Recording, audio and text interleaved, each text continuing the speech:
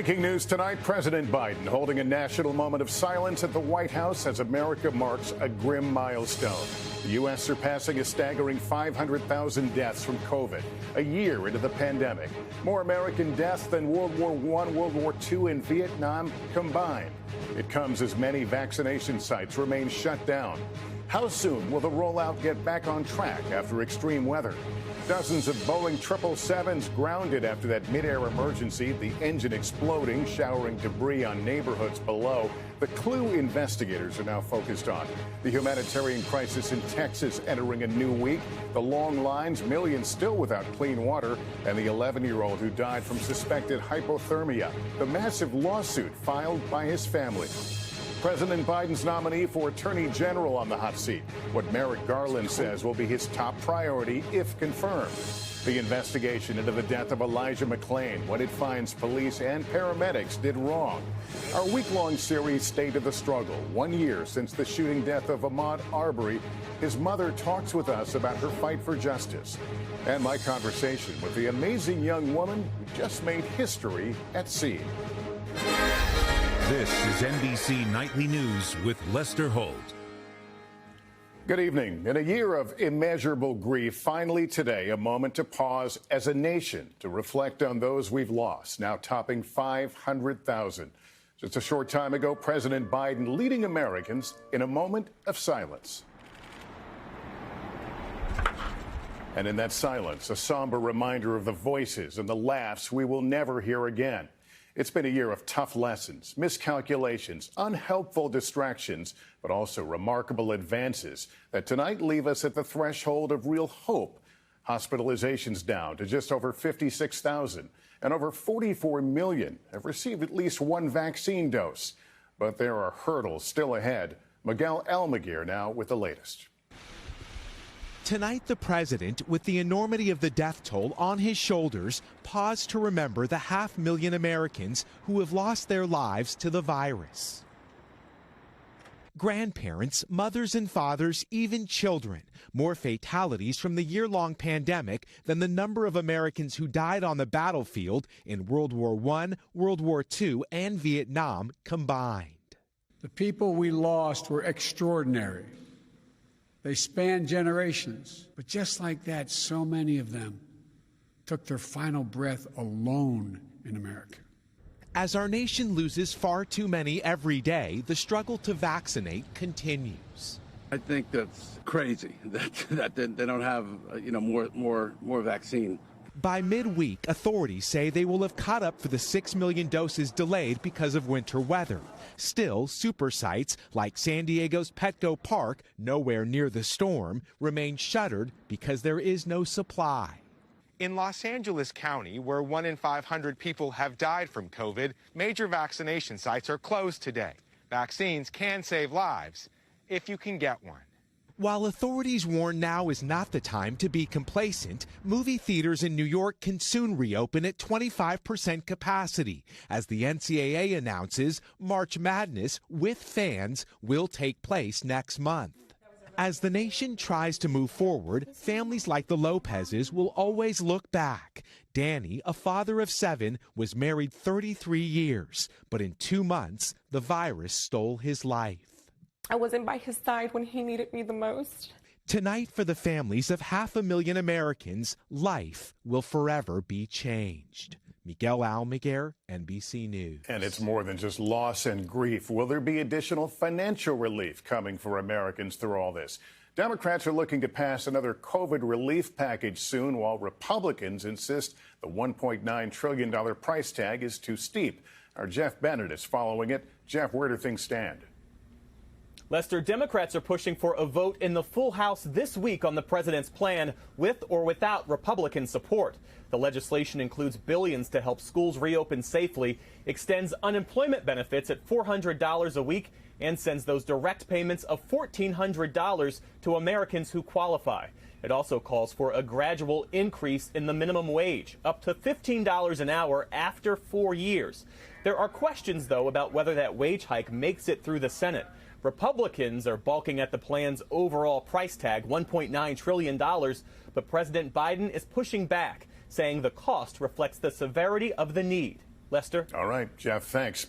Tonight, more than 120 Boeing 777s are grounded, all with the same type of engine that exploded on that United flight outside of Denver on Saturday. Tom Costello now with the concerns and the investigation. It was just after 1 p.m. Saturday when the 911 calls began flooding in. Oh, my God. We got debris falling everywhere. Yeah, it almost landed on my head. Overhead at 13,000 feet. Mayday aircraft just experienced an engine failure, needed to turn immediately. The engine on a United 777 headed for Honolulu was on fire and coming apart, with huge pieces falling across the Denver suburb of Broomfield, smashing through a roof, crushing a truck, and raining down onto a soccer field. All of a sudden, I heard a big boom, and the house shook.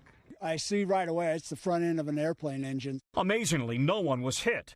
Demetrius Smith was one of 241 people on board the plane. He began texting friends. I wanted to let them know that I loved them, and this would probably be the last time that they heard from me. I was prepared to tell them goodbye. Yay! Thankfully, Flight 328 landed safely. NTSB investigators say they found 2 broken engine fan blades, leading to a rare but potentially catastrophic engine failure. An uncontained engine failure is when the fan blades literally rip apart in flight and tear through the engine casing or cowling. But this has happened twice before. In 2018, a cracked fan blade on another United 777 caused the engine to come apart. Last December, it happened on a Japan Airlines 777. 3 years ago, a passenger on a Southwest 737 was killed when fan blades on a different engine came apart, shattering a window and pulling the passenger from her seat. Investigators determined routine inspections had missed previous cracking. Now the FAA is ordering similar inspections for the 777. There could be a systemic problem with the fan blades on this engine. We've had our 3 events now. In the U.S., only United is affected, with 24 planes now grounded. Engine maker Pratt & Whitney says it's cooperating. Tom, we should make the point. It's not uncommon for fan blades to develop cracks, but the inspections are supposed to catch those, aren't they? Yeah, that's right. So the question is whether these unique hollow fan blades are more prone to cracking, and if so, how do you detect those cracks, Lester? All right, Tom, thanks. The hardship goes on for millions in Texas this evening while power is back up for many. Clean drinking water is still a huge problem. Morgan Chesky is there for us. 1 week in Texas, and the snowy scenes now swapped with a sad reality. Lines of cars filled with hungry families, desperate for help. We had to actually use a stove to heat the house. I know they say not to do that, but that's the only way we survive. Charles Oliver got his power back, but today waited hours for water. What does this mean to you? It means I can live another day.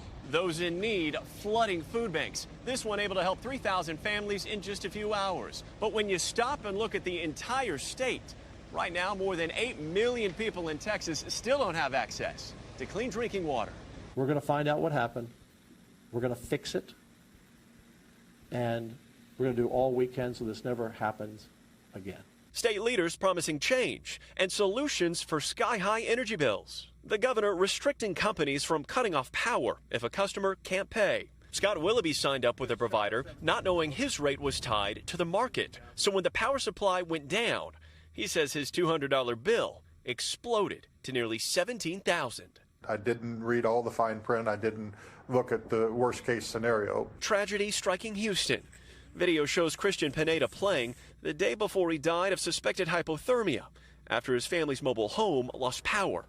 The Pinedas now suing ERCOT, which runs the state power grid, for gross negligence. This is a family that really, really loved their child and did everything they could to protect their child. And Texas failed them. Tonight, the agency responding. Our thoughts are with all Texans who have and are suffering due to this past week. We are confident our grid operators made the right choice to avoid a statewide blackout. And tonight, federal investigators announcing 2 new inquiries triggered by this massive winter storm. The first, examining the natural gas and power market for potential wrongdoing.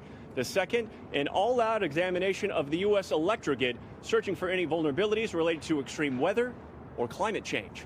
Lester? Morgan Chesky tonight. Thank you. In just 60 seconds, our series State of the Struggle on racial justice. A year after his death, we speak to Ahmaud Arbery's mother and a way to potentially get more vaccine to people. So why isn't it being implemented? At his confirmation hearing, President Biden's nominee for Attorney General, Merrick Garland, said his top priority will be investigating the riot at the Capitol. Here's Pete Williams with that. Merrick Garland says the siege at the Capitol shows that violent extremism is more of a threat now than it was 26 years ago when the Oklahoma City Federal Building was bombed and Garland led that federal prosecution. He says the Capitol investigation will range beyond the actual rioters. We begin with the people on the ground and we work our way up to those who are involved and further involved. Garland pledged to make sure the White House and politics don't interfere with investigations, including the special counsel's inquiry into the FBI's investigation of the Trump campaign and the tax investigation of the president's son, Hunter. I would not have taken this job if I thought that politics would have any influence over prosecutions and investigations. On other issues, he called the Trump child separation policy shameful and said he couldn't think of anything worse. While he rejected any calls to defund the police, he said police departments should be investigated if they show a pattern of violating civil rights. And he got emotional, recalling how the U.S. welcomed his grandparents who fled anti-Semitism in Russia. The country took us in, protected us. And I feel an obligation to the country to pay back. Also today, the Supreme Court gave Donald Trump a big loss, refusing to block a New York grand jury from getting his personal and corporate tax returns going back 8 years. He has no other legal options, so his accountants will begin handing them over in a matter of days. Lester? Pete Williams in our Washington newsroom. Thanks. In Colorado, an independent investigation into the death of Elijah McClain found critical failures by the Aurora Police Department. And tonight, McClain's father is speaking to our Gabe Gutierrez. Stop. Stop. I have a right to stop you because you're being suspicious. The body camera video of Elijah McClain's deadly encounter with Aurora, Colorado police in 2019 later sparked nationwide protests. Police had gotten a call about a suspicious man wearing a mask. I am an introvert. He died after officers tackled him, placed him in a neck hold, and sedated him. At the time, police said he'd fought back when confronted. I can't breathe correctly. In a newly released report, a panel of experts appointed by the city council now says that neither the caller nor any of the officers involved identified a crime that McClain was suspected of committing, and that the EMS responders gave him a grossly inaccurate and inflated amount of the sedative ketamine. The report also found that the post-event investigation was flawed because the department failed to ask basic critical questions about the justification for the use of force. For Elijah McClain's father, today's report reinforces a central question. Did this have to happen? No, it didn't. If they would have just treated him like a human and talked to him. The panel recommended the police department review its use of force training, but McClain's family also wants the officers involved to be fired and arrested. It's time for these officers to take accountability for what happened so that this never happens to anybody else. No comment today from the Aurora Police Department. McClain would have turned 25 this week. Lester? All right, Gabe, thank you. Now to our new week-long series, State of the Struggle, examining how our country is grappling with racial injustice. 1 year after the death of Ahmaud Arbery inspired a movement, his mother is speaking to Blaine Alexander. This is life for Wanda Cooper Jones. Her days filled with pictures, tributes, memories of her son, Ahmaud Arbery. You can't move on. I cannot. I try. But when I laid Ahmaud to rest back last February, a part of me left also. And it's painful. Harder still, she says, as new pieces of evidence have emerged in the months since her son was killed. Among them, body camera video showing the crucial moments after he was shot. He was still lying there awake, alive, moving his head and his leg. It replays in my mind each and every day. His family says the 25-year-old was out for a jog a year ago. He was confronted by two white neighbors, Gregory and Travis McMichael, then shot 3 times. They, along with a third man, William Roddy Bryan, who filmed the incident, have all been charged with murder. Their attorneys claim the shooting was justified. At the time, Gregory McMichael told police they wanted to question Arbery about recent break-ins and that he tried to wrestle the shotgun away. All 3 men have pleaded not guilty. No justice! No peace! Ahmaud Arbery, Breonna Taylor, George Floyd, 3 deaths launching a movement last summer around racial injustice. A year later, still no trial date set. The case is in the hands of a new DA. In the wake of Arbery's death, Georgia has passed a hate crime law, previously one of just 4 states that did not have one. So it's every day for you. Literally every day. But Cooper Jones says she thinks the Biden administration will help heal America's racial divide. Last month, the president signed an executive order declaring racial equity a government priority. And I firmly believe the nation is ready to change. Arbery's mother has faith. I'm hoping, I pray, because I have another son, I have grandsons. I pray. Despite her unspeakable heartache, still hope. Blaine Alexander, NBC News, Augusta, Georgia. All right, a short break, and then we're back with controversy over potentially wasted vaccines. As Americans struggle to get the COVID vaccine, health workers are frustrated by thousands of potential doses thrown away. Katie Beck explains. Shots go into arms 4,000 times a day at the Inova Vaccine Clinic in Fairfax, Virginia. For many, a dose of relief. This is the happiest place on earth. But while the clinic's pharmacy team hustles to keep up with demand, they're flagging a flaw in the process. From the very first day, we've noticed that there was waste left in the individual vials. Residual vaccine left in vials and forced to be thrown out. A single vial of Pfizer vaccine used here yields 6 full doses, but pharmacists say there's often a half dose left, which under FDA rules cannot be used. They're just going in the garbage. Yes. They are.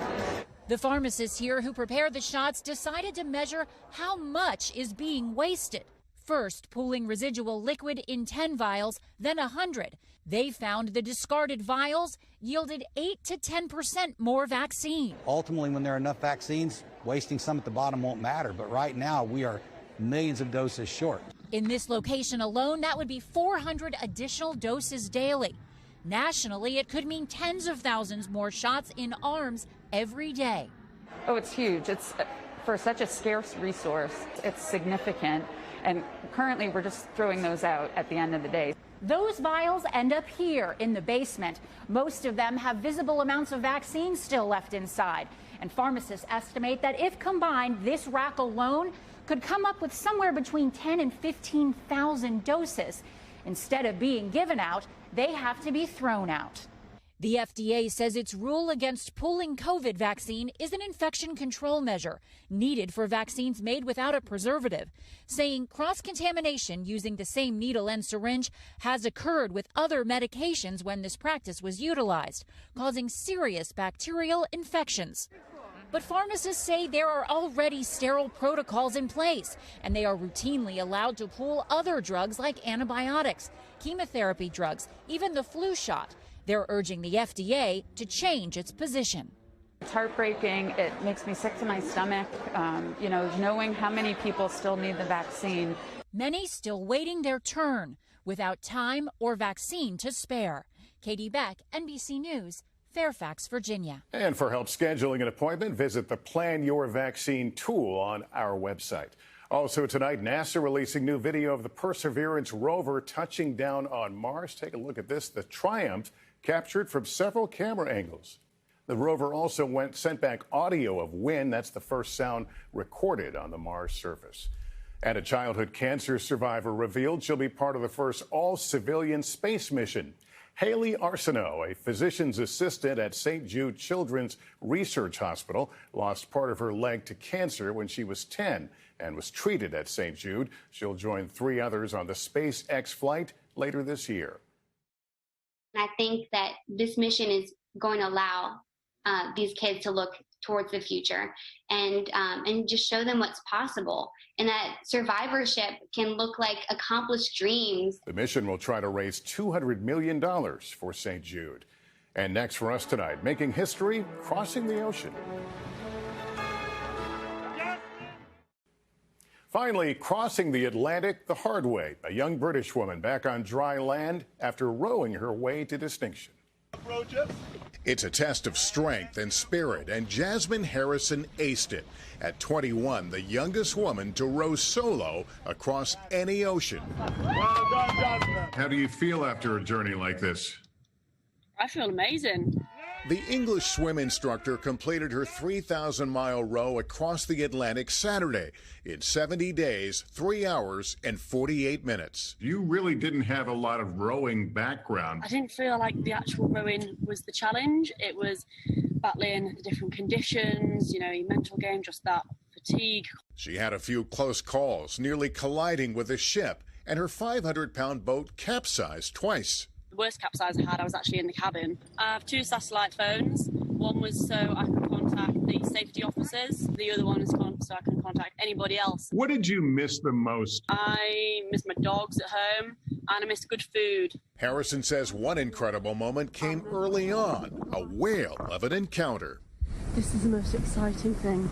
Her message now: I want you to go and do something amazing too. A small achievement, you be inspired, see how far you can stretch yourself. Pretty amazing. By the way, that voyage started in the Canary Islands and ended in Antigua. That's Nightly News for this Monday. Thank you for watching. I'm Lester Holt. Please take care of yourself and each other. Good night.